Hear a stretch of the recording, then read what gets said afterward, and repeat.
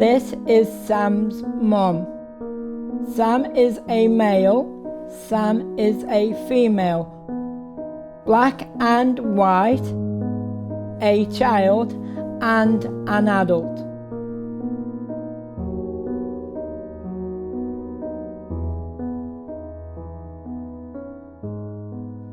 Sam is all those people with a learning disability or autism who encounter hate crime in the course of their everyday lives.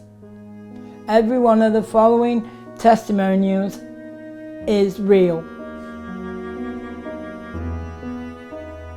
Sam has been called names, mocked, excluded from social events and team games, sat alone on coach trips, been verbally abused by a classmate and the child's mother.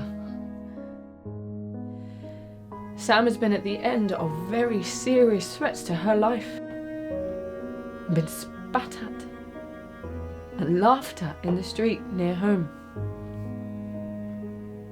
Sam has been beaten, abused, paid for protection, and had things damaged and stolen from her. The police took weeks to interview Sam, and by then it was too late for her to be reliable. I think people are choosing not to prosecute cases because it's so hard to get a conviction. Now, I would like to introduce you to Alex, who will tell his story. Alex is still afraid, so we have hidden his identity. I've known Alex for quite a few years now, since he's been with our organisation, and we knew there was issues there, someone financially abusing him. He asking me for things, money. Then I could hear Alex in his room getting quite angry, banging. So I knocked his door and I went in, and there was a stereo. He had all the wires out and he kept saying it don't work. And I said, well, where did you get this from? Then he said that Bill had been outside and he'd bought this stereo off him. And he all sorts, he keep asking me for money, and I'll be going to the bank. It made me short, it made me horrible, and was ill for it. I knew that he was being ripped off basically by someone. I was quite sad, and then I was a little bit angry, but then I felt that he was scared, and that's why he didn't tell us. So he trying to sell stuff to me, stereos, and they were broken, and they didn't work properly. They would have money off me. I was ill for it. Well, made me go in the hospital. Because he kept saying he's going to come round, he's going to come round. Because he didn't want us to get police involved, because he was really scared.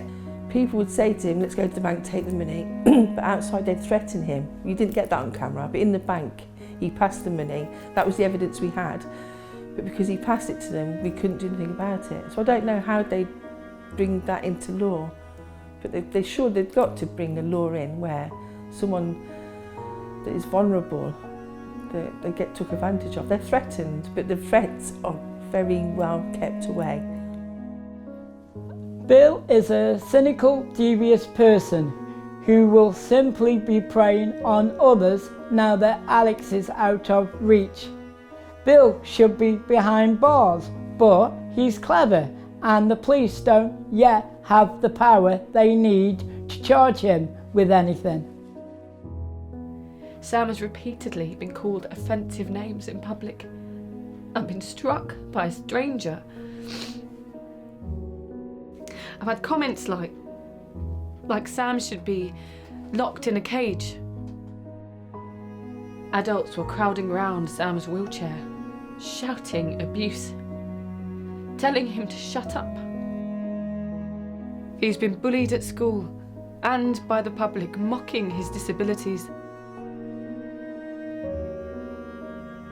Every time I left the house with Sam, I'd be called names. The two lads would make animal noises. I've had my car vandalised 3 times. Now, I'd like to introduce you to Richard.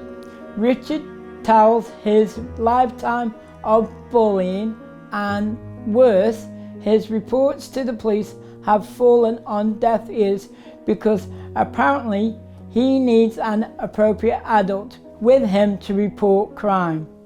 Listen to him and you will wonder if anyone else could doubt him. Well, when I knew something wasn't right was when I was name calling. Like calling me dopey, spazzo and stupid, idiot, pervert, for whatever reason. I don't know what that reason was for that, but even so. You think they're your friend, but really the reality is they're not your friend. They're just using you as a scapegoat to get what they want. It made me feel angry, upset, hurt by the fact that they could get away with this. I came home one afternoon back from mum doing the shopping. My mum and my stepfather took me shopping, and I found a load of kids on my balcony. Well, there was one time when they threw eggs at my windows. I had to clean them all off. I reported to the local police. They did nothing about it. There's nothing they can do. I was in bed one night, and I could see a bright light outside, orange light, and it was the flames from the bin shed, which was underneath my flat. Now, this neighbour you just asked me about a couple of minutes ago, he asked me for money. He would not let me go back into my flat. He stood outside my front door. He would not move, so I said, I'm going to ring the police. I think many people were a target. There was another fellow with a learning disability. He was targeted too, so it wasn't just me. Well, my message to them, well, you don't know what's around the next corner. You could have a baby or a child with a disability. How would you like it if someone did that to your family or any of your friends? Wouldn't be very nice now, would it? Well, that's how I used to feel. And that's how people like that made me feel. I think all I wanted to do is just get away from it if I could.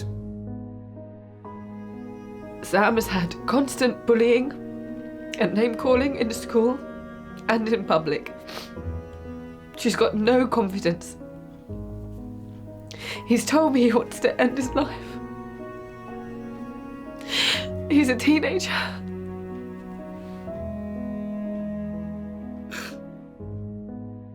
There are 1 million people with learning disabilities in the UK, and 3/4 of people Dimensions asked told us they had been victims of a hate crime like those suffered by Alex, Richard and the rest. It's just not right.